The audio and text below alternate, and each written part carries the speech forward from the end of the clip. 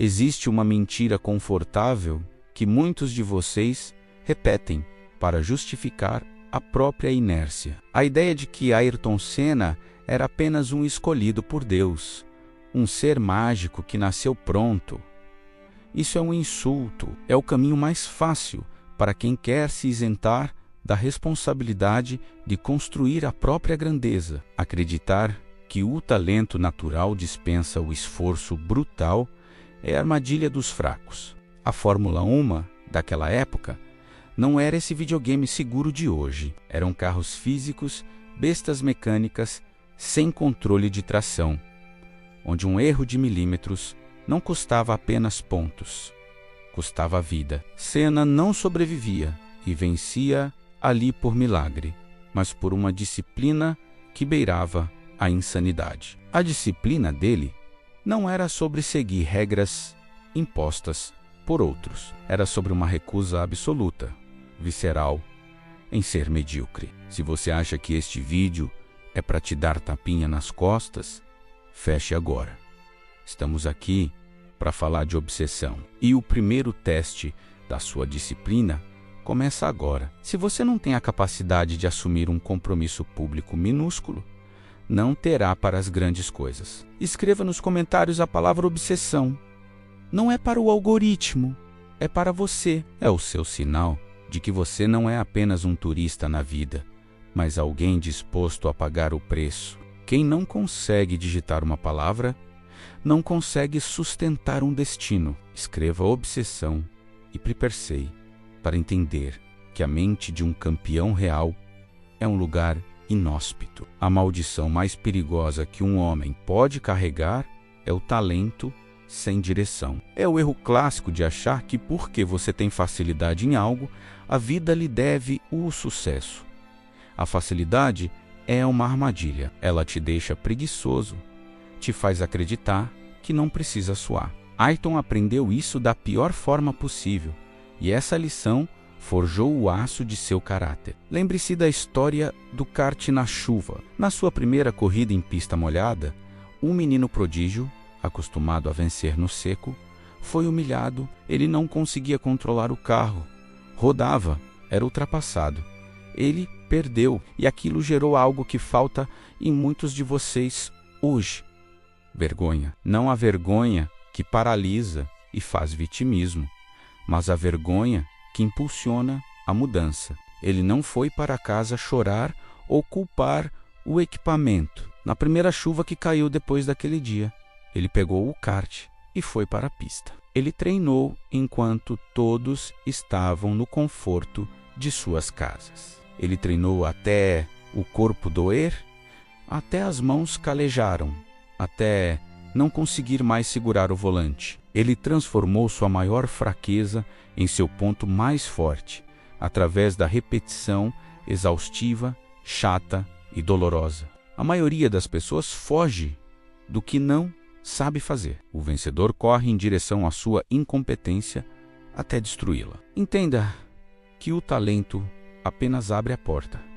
Ele te dá a entrada, mas é a disciplina, e somente ela, que impede que essa porta se feche violentamente na sua cara. Se você confia apenas no seu dom natural, você será, inevitavelmente, engolido por alguém com menos talento, mas com uma ética de trabalho que você é incapaz de compreender. O mundo está cheio de talentosos fracassados que não suportaram a rotina do treino. Essa mentalidade evoluiu para uma intolerância absoluta com o mais ou menos. Nos boxes, Senna não era o piloto celebridade que chegava, dirigia e ia embora. Ele era o pesadelo dos engenheiros preguiçosos. Havia uma chatice necessária em sua postura, a chatice de quem busca a perfeição em um mundo acostumado com a média, enquanto outros pilotos,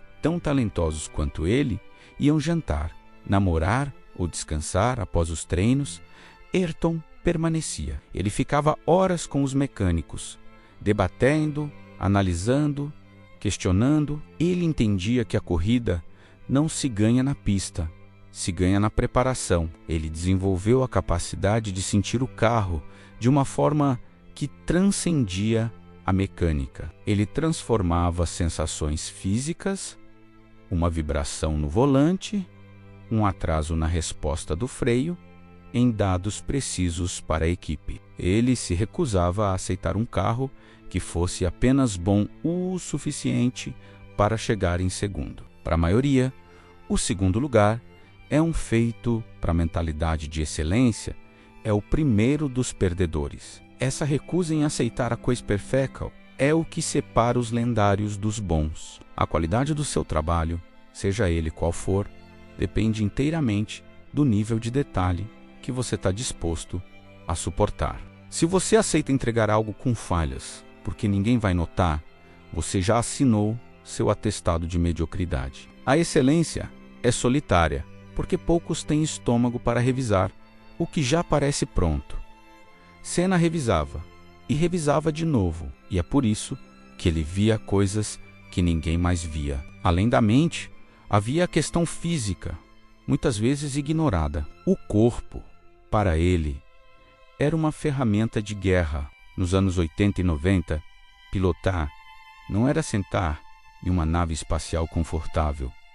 Era briga de rua, câmbio manual que exigia força bruta, direção pesada sem assistência hidráulica, força G esmagadora que tentava arrancar sua cabeça do pescoço em cada curva. A disciplina física de Senna não era estética. Ele não treinava para ficar bonito na capa de revista. Ele treinava para não morrer e para não falhar. Ele entendeu, antes de muitos, a relação direta entre cansaço físico e erro mental. Quando o corpo cansa, o cérebro perde oxigenação. Quando o cérebro perde oxigenação, você toma decisões estúpidas. E a 300 km por hora, uma decisão estúpida é fatal. Então, ele se isolava, enquanto a Fórmula 1 era cercada de glamour, festas e excessos, ele mantinha uma rotina espartana. As festas que ele não foi,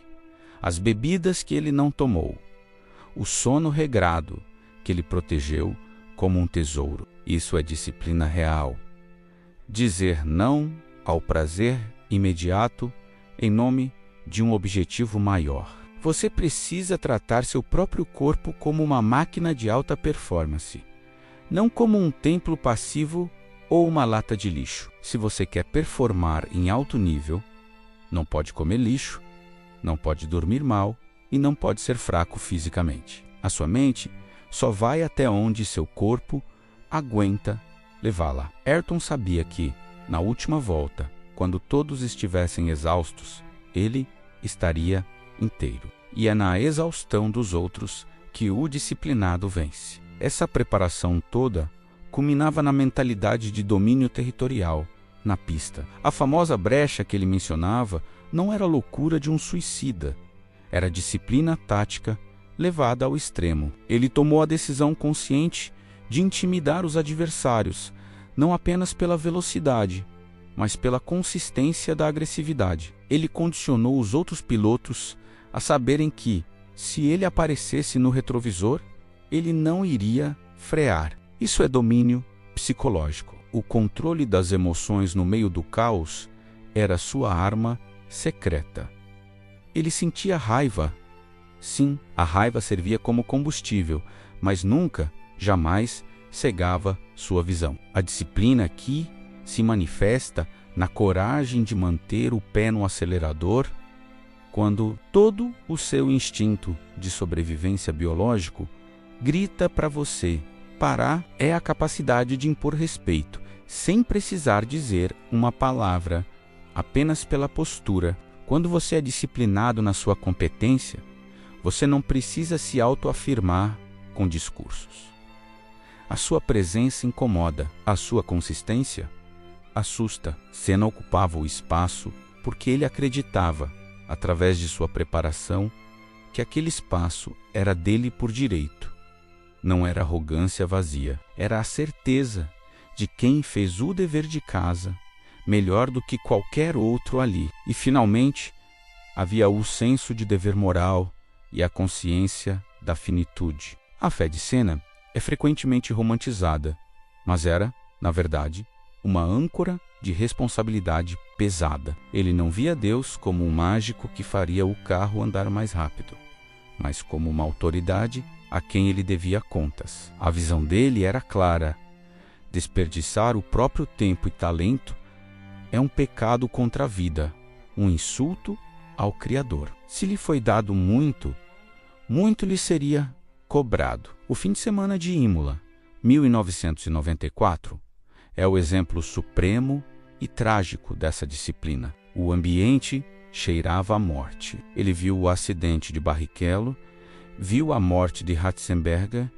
ele sentiu o peso. Ele não queria estar ali naquele domingo. Mas a disciplina de entrar no carro, mesmo sentindo o peso da morte no ar, fala sobre compromisso. A compreensão de que o medo existe é real e paralisante.